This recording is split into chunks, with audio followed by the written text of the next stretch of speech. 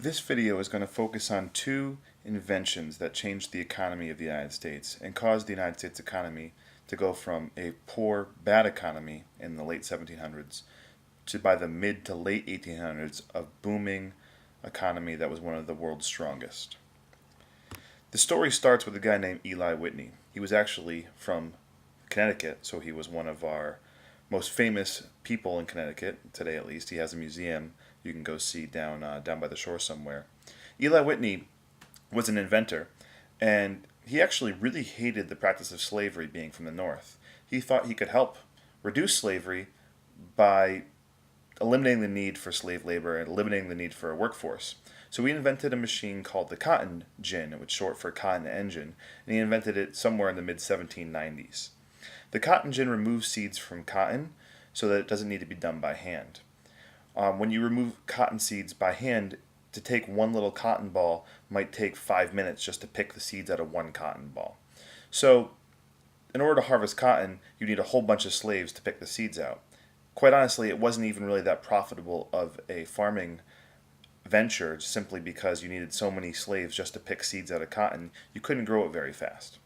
Well, with the cotton gin, invented by Eli Whitney, one person could harvest cotton approximately 10 times faster.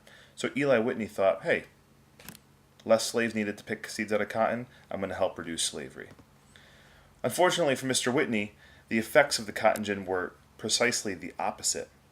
Slavery was already on the decline in the late 1700s. Tobacco was the main crop of the South, and tobacco fields were becoming less and less profitable. Plantation owners were selling their slaves, until, of course, the cotton gin was invented. The cotton gin allows the South to plant a lot more cotton instead of tobacco. And the South realized very quickly that they could make a ton of money off of cotton. They could sell that cotton to the North, they could sell it to English factories, they could just make so much money. So almost overnight, once the cotton gin is invented, all the Southern plantation owners, they rip up their tobacco fields and they grow cotton.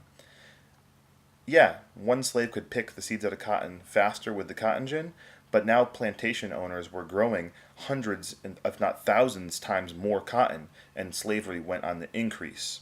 And in fact, slavery is going to increase almost 75% over the next 50 years after the invention of the cotton gin. So cotton plantations expand west, and the South's economy is doing better than ever growing cotton. Let's head to the north for a little bit. The South's economy was transformed by the cotton gin and starting to sell cotton as their main crop and their main export. In the North, they used to make money mostly by trading, and that changed with the Industrial Revolution and the invention of the steam factory. England was the main factory producer in the world in the 1700s, but they kept their factory system a secret. They wouldn't let other countries know how they were able to produce materials at such a fast rate. Until this one guy named Samuel Slater stole the invention from England. He was actually an Englishman, he worked in a factory, and he realized that he could take his secret to the United States, set up factories in the United States, and make a bunch of money. So he moved to Rhode Island in the late 1700s, and he began a factory in Rhode Island. Another guy came along a little bit later on. His name was Francis Cabot Lowell.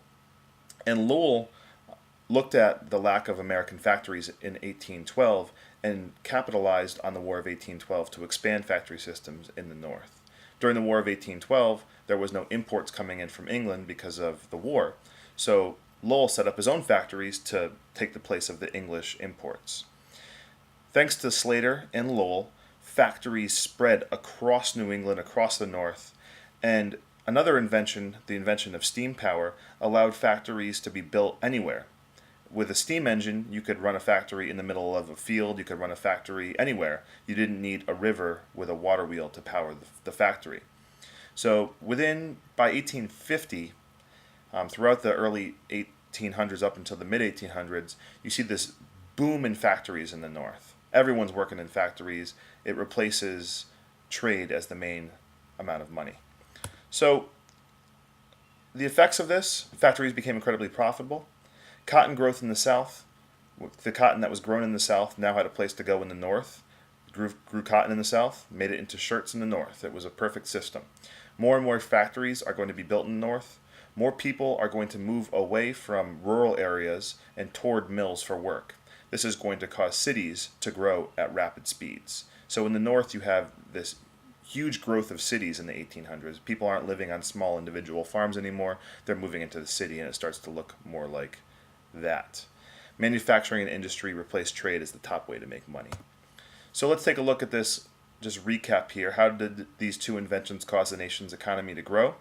Well, the cotton gin and the Industrial Revolution caused the U.S. economy to grow rapidly. In the 1790s, the economy of the United States is very weak. By the mid-1800s, the economy of the United States is one of the strongest in the world.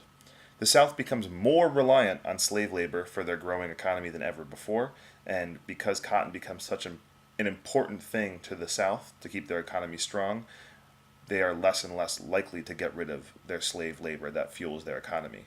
The North becomes more industrialized, and manufacturing starts to replace trade as the number one way to make money.